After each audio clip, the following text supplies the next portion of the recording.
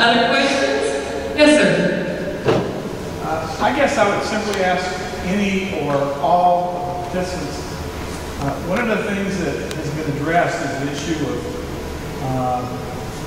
the lack of vengeful thinking. The grace is one component that's been needed. And it's what I find it difficult. I find it difficult enough to deal with anger driving down the highway every day. So I guess I would ask anyone who would like to take that issue. So what do you do? What did you do? How did you cope with the anger that you must have felt when you were inside the prison system, and some that must surface still occasionally now that you're out?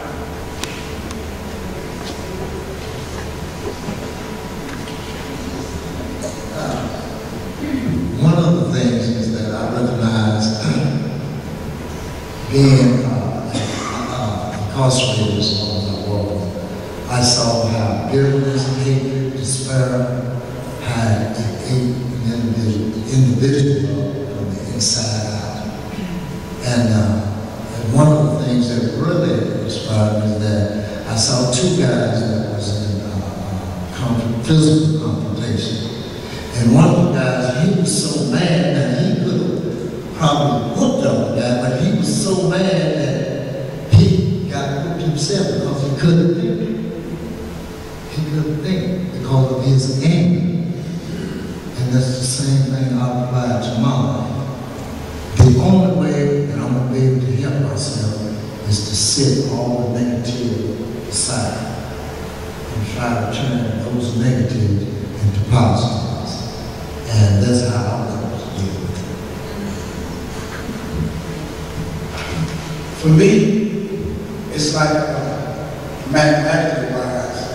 Anytime a positive outweighs a negative, and it changes the whole equation.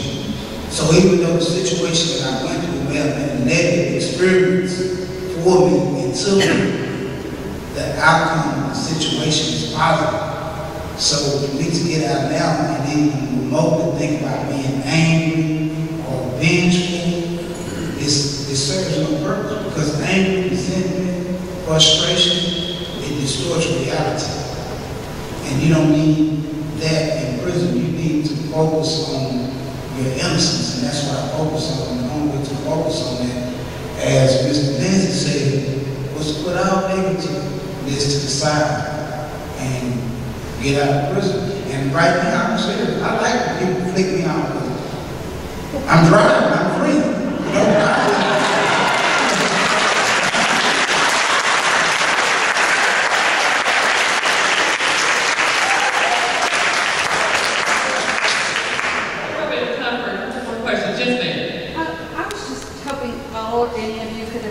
the impact on your family, those who loved you and supported you, and how did that change once you were wrongly convicted, and what's happened since then, and as far as your restoration?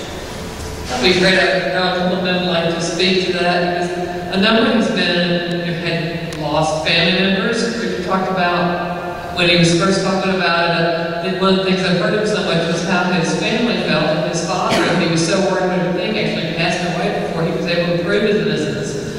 Chris and John had little kids when they went in, and not let them talk, because their kids were toddlers when they went away. And if you're gone for 13 or 30 years, in Johnny's case, that child doesn't do you very well when you come out. Either one of y'all want to address that?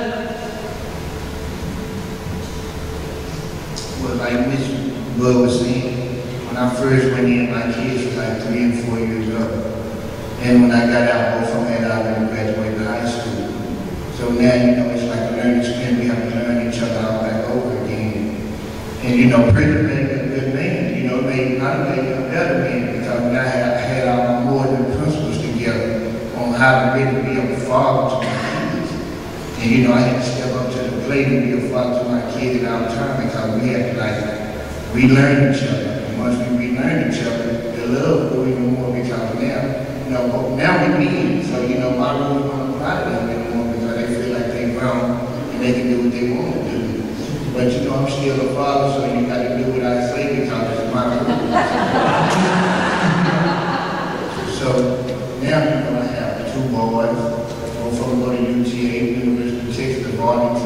And our relationship is real beautiful. I just wanted them to see that they father loved the God that everybody said he would. They kind of like made me real happy to know that they know that their father wasn't a killer. Now their father is a good man in society, doing what he can to help others. Thank you.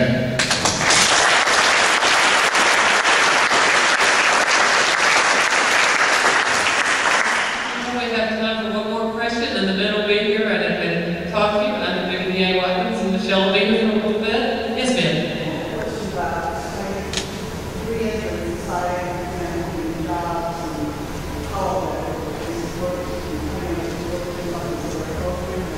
Michelle, do you want to talk a little bit about what's out there and what surprisingly isn't out there for men who are suddenly found guilty of crimes, innocent of crimes? The amazing thing is, when you get out on parole for a crime that you did commit, you will get $100 when you get out. And when you report to parole, you'll get another $100. They're going to put you in a suit of clothes, you do less to get you back home. These guys, when they're found innocent, have no clothes. They have no place to stay, and they have no money. There is nothing at all that's given to them. I think we've come a long way in working, and most of it's because of these guys, because of this brotherhood, but we also have a lot of support from a lot of the churches. Dory's been incredibly good about helping us out with the last couple of guys that got out. But I can tell you, in 2003, when my first guy got out, which was Wild Mountain, I honestly was going, where's he going to stay? I mean, I'm calling family members going, who will take him in? And it was still such a new concept that they weren't willing to, family members were going, well, he's a rapist. I can't take him in. And I'm going, no, he's not. Clear his name.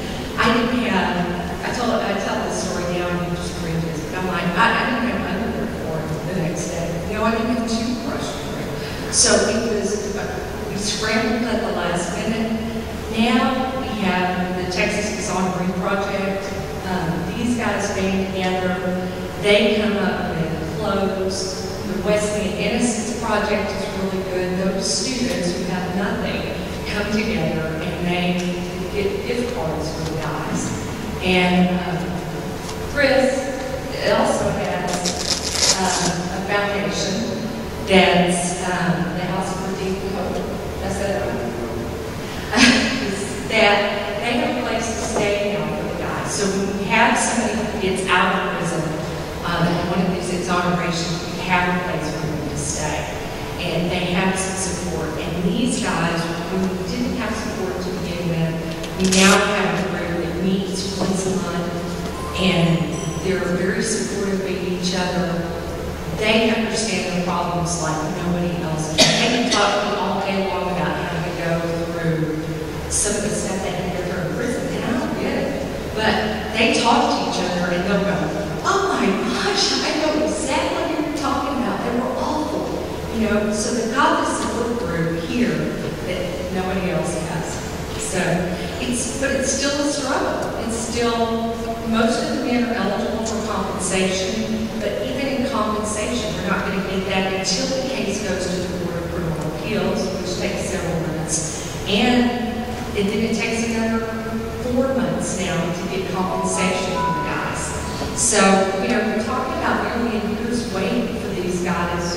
With family has died, friends are no longer around, so the support group they have is each other.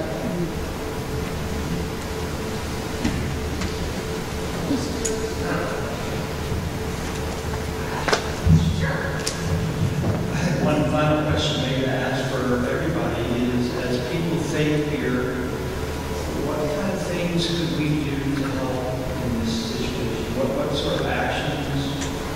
Are there ways that we could be wrong? Well, I won't go through all the ways. There are lots of ways. I'm sure our DA and Michelle will address that. But out of the table where we have books, if you've already got the book, if you want to, we also have some information. We have some of the legislation that the DA's office is proposing, and we have some list of things you can do to try to help wrongful imprisonment not happen. Some of them are just as simple as you get called to jury duty. Go. And if you're on a jury, none of these men would say everybody's innocent or that there aren't real criminals in Texas. As Johnny Lindsay said one time, I know they're monsters. I lived among them for almost 30 years. But at the same time, I think every one of these men would say, if you're on the jury, take the time, ask the hard questions, hold the state to its burden of proof. It's there for a reason. Go vote. Vote for elected officials of whatever party that you believe are going to work for justice and have the courage to go back and do the right thing while they're in office, and also look at what's been done before them and do what needs to be done to seek justice. Those are a few of the ways when you hear about things in the legislature that affect these issues. Some of the eyewitness identification bills that have just passed, saving DNA. As of right now, there is no uniform rule in the United States that makes you keep DNA or other scientific evidence from cases for a certain amount of time. So it really is only chance in Dallas that evidence was saved, like in Johnny's case, for 30 years. I don't think Dallas necessarily has more wrongful cases than anywhere else in the nation. But the truth of that is, in most places, we will never know. So, tell your legislators you want good policy about how we handle evidence in criminal cases, about how lineups are done, about how eyewitnesses are talked to before they make identifications. The list can go on and on. But the men will be glad to talk to you, and so will they walk into the show more about things you can do to be more proactive in this. Thank you all so much for having me.